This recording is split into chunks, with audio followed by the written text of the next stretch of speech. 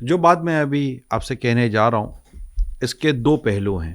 ہمارے یہاں کچھ ایسے فیملی ممبرس ہیں جو آؤٹ آف کنٹری بھی ہوتے ہیں، ان سائڈ کنٹری بھی ہوتے ہیں، ملک میں ہوتے ہیں، بیرون ملک ہوتے ہیں، اور اللہ نے انہیں نوازا ہوتا ہے تو وہ اپنے فیملی ممبر کو، اپنے کزنس کو، بھائی کے بچوں کو، بہنوں کے بچوں کو یا بھائی کو یوں مختلف سپورٹ کرتے ہیں، اور کرنا چاہیے. اس میں کافی صلہ رحمی بھی ہے اور فوائد بھی ہیں، اور فیملی بڑی سٹیبل ہو جاتی ہے.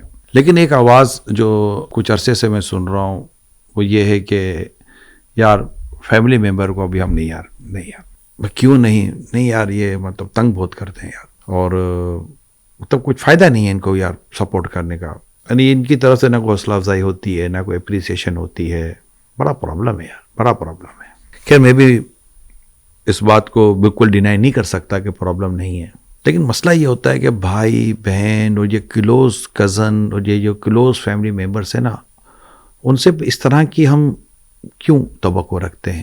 جب آپ کر اللہ کی رضا کے لیے رہیں تو پھر اللہ پاک کی رضا پر نظر رکھیں کہ آپ کو مدد کرنے کا بھی ثواب، وہ پھر صلہ رحمی کا ثواب، یعنی رشتہ داروں کے حسن سلوک کا ثواب، یہ بھی تو مل رہا ہے. اچھا اب چلتے ہیں اس دوسرے رخ کی طرف. اب یہ میں ان کے ساتھ ڈسکس کر رہا ہوں جن کے ساتھ ہیلپ کی جاتی ہے. دیکھیں مہربانی تو ہے نا کسی کی، آپ کے ساتھ اس کا اچھا برتاؤ تو ہے نا. تو جب وہ آپ کو بلا رہے ہیں، آپ کو سپورٹ کر رہے ہیں، آپ کو کام دے رہے ہیں، تو آپ کو بھی چاہیے کہ بڑی سنسیریٹی کے ساتھ کام کریں. اب ایک طرف آپ ہیں جنہیں یہ سپورٹ کر رہے ہیں، اور ایک طرف وہ ہیں جو ملازم ہیں.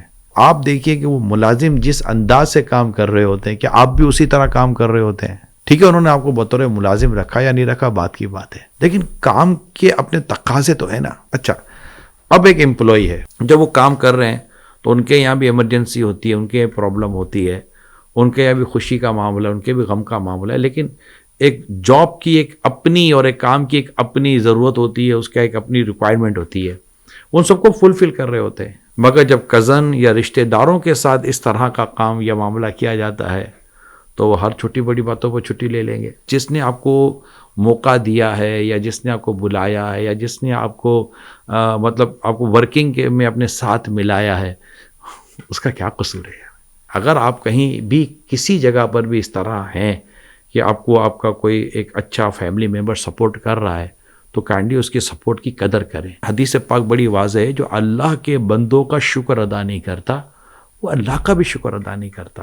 اچھا اب دوران گفتگو میرے ذہن میں ایک تیسری چیز آئی ہے. اب جنہوں نے سپورٹ کیا ہے نا، میں اب ان سے میں آپ سے ریکویسٹ کر رہا ہوں.